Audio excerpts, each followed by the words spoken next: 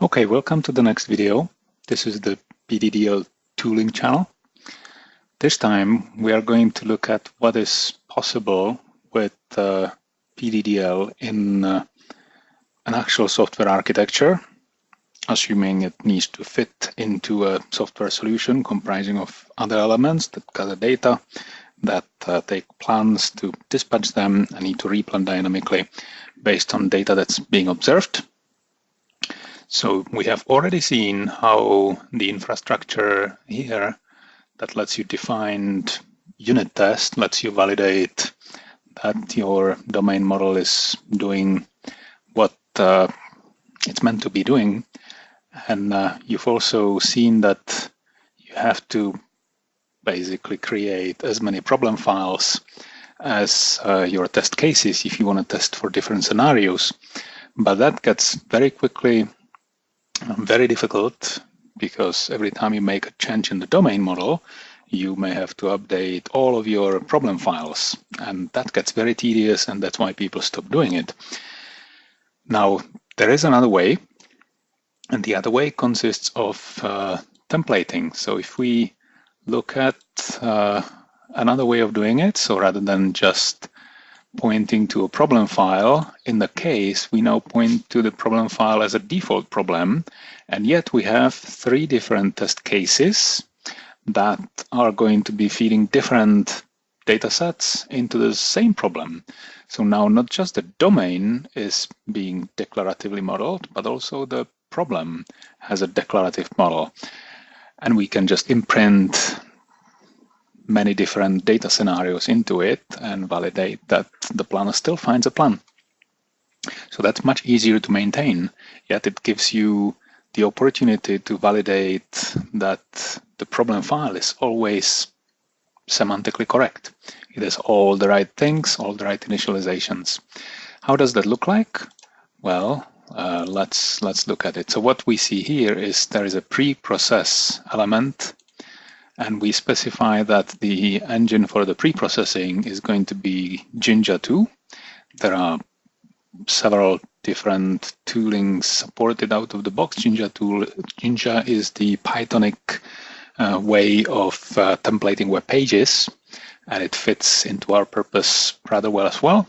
But you can just as well call a Python script, or you could call any other executable, as long as it takes as standard input the text of the problem file, and it accepts the arguments that are specified over here, and outputs on the standard output the pre-processed problem file PDDL.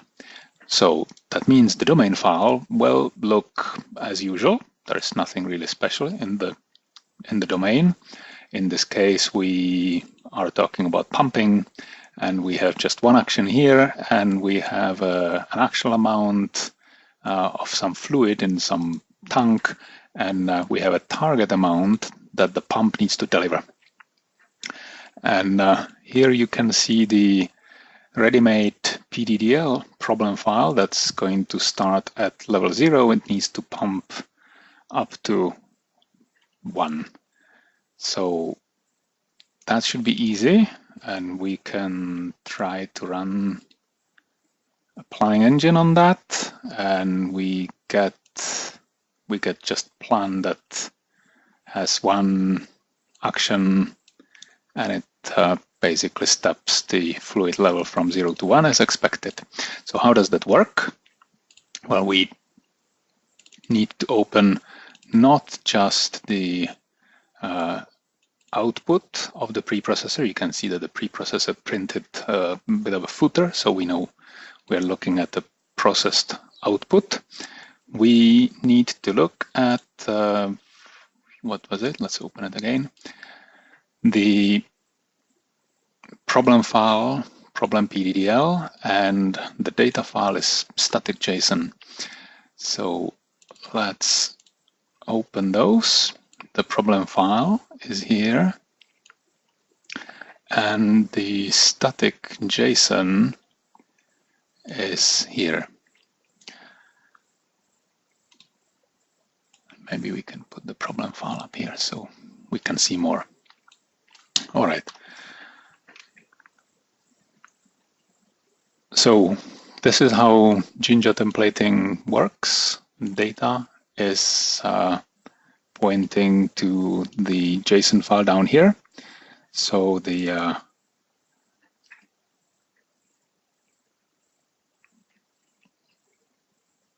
name of the problem file to start with is being pulled out from the data. So we can change this to anything else, case 1. And as long as we change the problem file, we can see that the generated problem output is being refreshed automatically. And we can vary the data inputs. We can pump from 0 to 10, and again update to see the output, and there we are. So we can also type any other nonsense in here, and that we would hope to be flagged by the PDDL parser, and it is. So despite all of the non-PDDL syntax in here, we can still get the parser to actually tell us that we are doing something wrong, which is very useful when you try to initialize a non-existent predicate. And the parser should be spotting that just as well. Yes, undeclared symbol. Why is that? Well, that's thanks to this little instruction on the top of the file. So as long as we specify that before we parse this for syntactic validation, we apply this templating engine, and we use data from some unitary example. So this is pointing to the exact same file.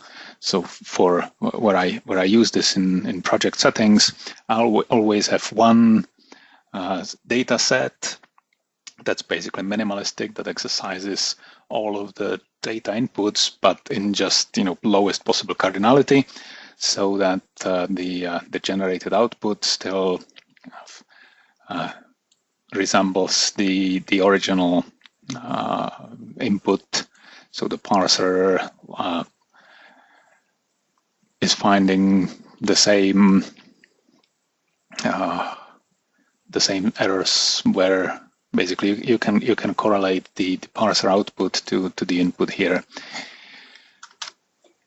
But I can take that away. So that is one simple way how you can do that, by using Jinja library, and that's easy to find out what the syntax is. You can make loops, you can make macros, you can make if-else blocks, and go wild. We can have a look at how does this look like in the other cases. The other cases here, they don't point to a static JSON, but they use a script. So you can customize a script to any level you want. You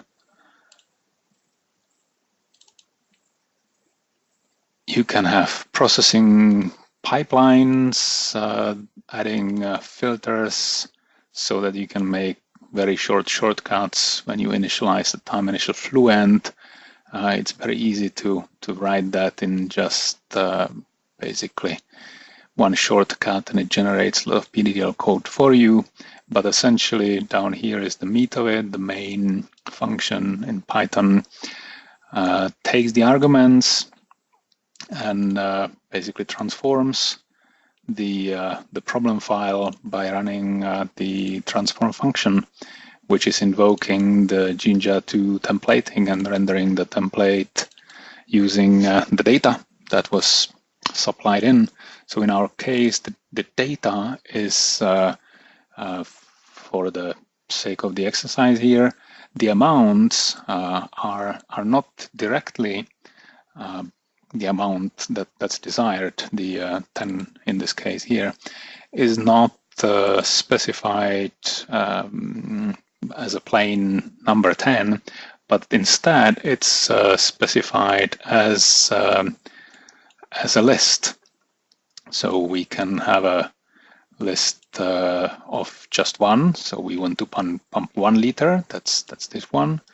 And if we render the output, Yes, there is the floating point 1, and if we render this one, there is a list of 3 units. We can render 1 plus 3 plus 2 plus 3 all together.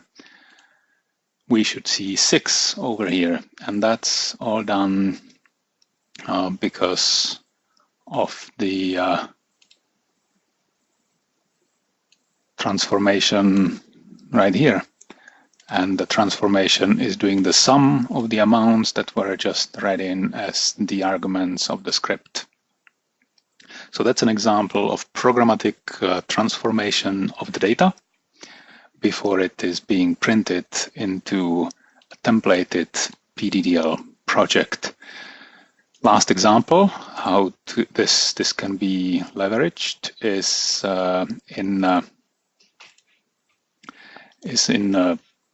the well-known Blocksworld. So Blocksworld with many blocks can actually be tedious, and now this is not as tidy with all the white space, but still generated case by using one of these templating approaches. So we also can see Nunjucks, which is the JavaScript templating, and again Jinja using 2 different or 3 different cases of input data sets. So if we open what that looks like, so the domain file is still well-known Blocksworld, but the problem file is now templated quite a bit more. So what we can see is if-else blocks for do we have any blocks? If yes, if there are more than 0 blocks, then we're going to put this initialization in here, and we are going to put the blocks names joined together by a space. So that's exactly how you get this generated in just one instruction, no matter how many blocks you will see. And then we use macro to declare both the initial state and the goal.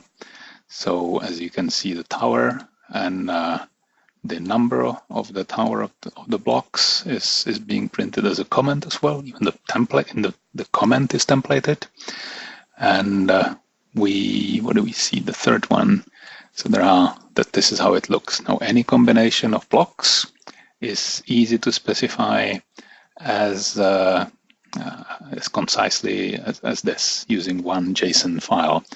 Names of all the blocks, name of the problem, and then the initial state is 3 towers with the blocks from the bottom up in this order. And on top of that, the hand is empty and it's holding nothing. And the goal is just 1 tower with everything alphabetically sorted from bottom up. And that's exactly what creates this initial state and the goal state. We're on table K, and J is on K, I is on J. All of that is generated using a template like this one. Using a macro, using a for instruction, using if, else, and if, etc. So that's all possible, and that makes your PDDL model quite well testable and maintainable.